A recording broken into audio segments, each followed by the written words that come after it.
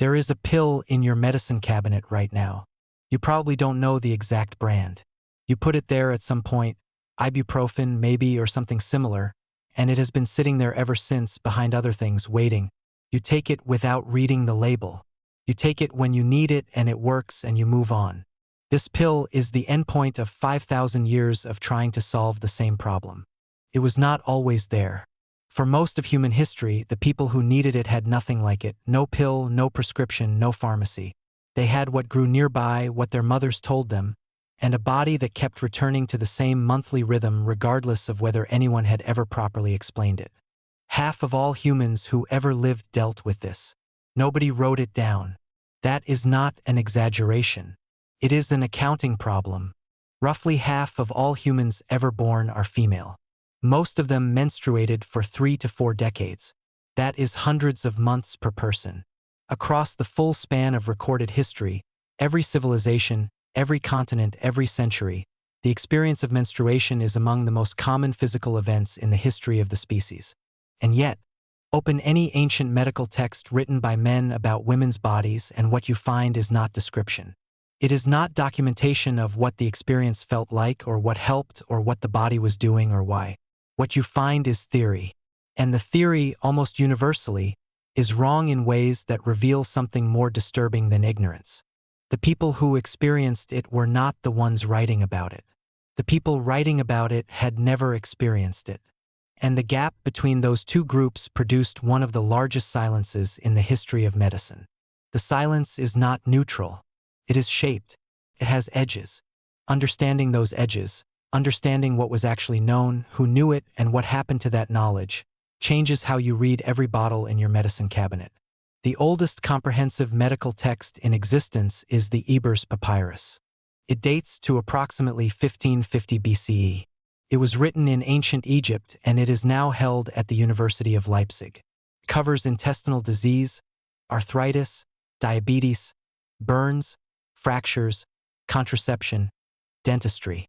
It is 110 pages long and contains 876 prescriptions using 328 different ingredients. 34 of its sections deal specifically with gynecology. This is not incidental. The Ebers Papyrus does not treat the female body as a footnote. It treats it as a system that requires management, a system that has rhythms, needs, and solutions. There are prescriptions for regulating menstrual flow. There are preparations for uterine pain. There are contraceptive formulations. The crocodile dung and acacia gum pessary recorded in the papyrus has attracted modern attention because acacia gum, when metabolized, produces lactic acid, which is, in fact, a documented spermicide. They did not know why it worked. They knew it worked. That distinction matters enormously. The women who contributed to the knowledge in documents like the Ebers Papyrus were not operating from theory. They were operating from observation, from transmission, from generations of practical trial across bodies that kept returning to the same monthly problem. The Ebers Papyrus is the exception, a place where that practical knowledge was written down. For most of human history, it was not written at all. It moved differently. It moved mouth to mouth, mother to daughter, healer to apprentice, in languages that left no record. In 77 CE, Pliny the Elder published Historia Naturalis. It was the most ambitious scientific project of the Roman world, 37 volumes, covering geography, zoology, botany, medicine, metallurgy, astronomy. It was the encyclopedia of everything the Roman Empire knew. Pliny spent his life writing it. He died reading it. In Book 7, Chapter 13, he turned his attention to menstruation. Contact with menstrual blood, he wrote, turns new wine sour. It makes crops touched by it become barren. Seeds in gardens dry up. Fruit falls from trees. Bees abandon hives. If a dog tastes it, the dog goes rabid. The edge of iron is dulled. The gleam of ivory is darkened. This was not fringe opinion. Pliny was not a crank writing at the margins. He was the most respected natural historian of his era. His text was copied, cited, and taught for 15 centuries after his death. Medieval scholars still treated it as authoritative in the 1400s. He wrote all of this about a biological process experienced monthly by roughly half the people in the empire he lived in. He did not experience it himself. He did not ask anyone who did. There is something precise about the kind of error in Pliny's chapter.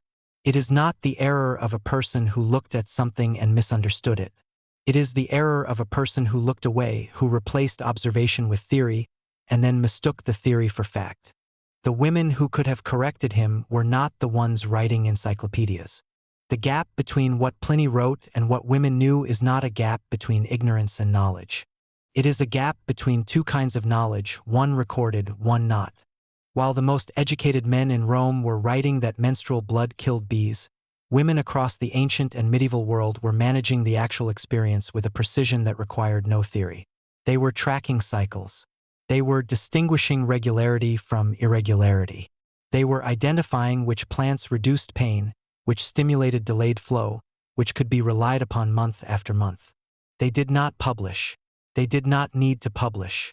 The knowledge was functional, and it was transmitted through the most durable archive that existed before writing became common, the spoken chain of one person telling another. That archive had one critical vulnerability. It required the people who held it to stay alive, and it required the people around them to let them speak. For most of human history, both conditions were met. The healers survived.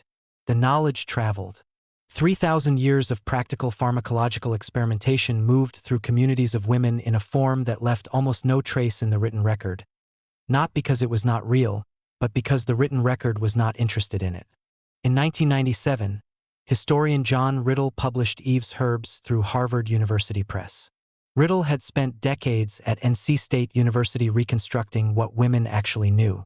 He went back through herbals, court records, witch trial documents, medical texts, and folk traditions across 15 centuries of European and Mediterranean history.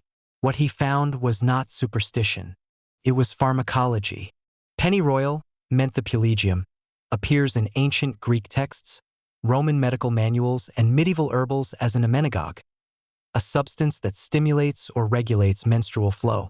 Modern analysis confirms it contains pulgone, a compound with documented effects on uterine tissue. Rue and artemisia appear repeatedly in the same contexts. Tansy, used across multiple unconnected cultures for the same purpose, contains thujone, with confirmed hormonal activity. The herbs women used for 3,000 years were not inert. They were chemically active in ways that targeted exactly what they were used to target.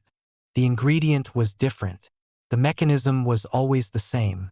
This is the moment that collapses the distance. The ibuprofen in your medicine cabinet works by blocking prostaglandins, the compounds that signal uterine contractions and cause pain.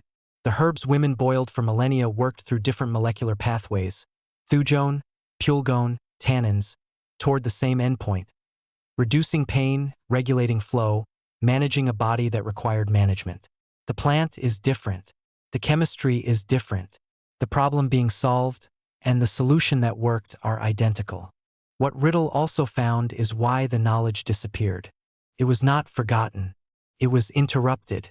The witch trials of the 14th through 17th centuries targeted healers, almost exclusively women, who held and transmitted this knowledge. The oral archive was not lost. It was burned.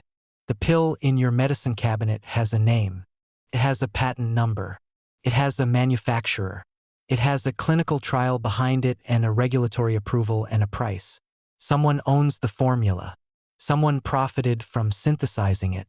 You can look up when it was discovered 1961 and who held the patent. The woman who knew which plant to boil for the same result has no name. Her knowledge was not written down because she was not expected to write. It was not recorded by the men around her because they were busy writing that her blood killed crops. She knew it worked. She taught her daughter. Her daughter taught her daughter. For 3,000 years, the knowledge traveled mouth to mouth through a world that had no interest in recording it. We lost it when we stopped listening. The pill replaced something that had no patent. It worked anyway.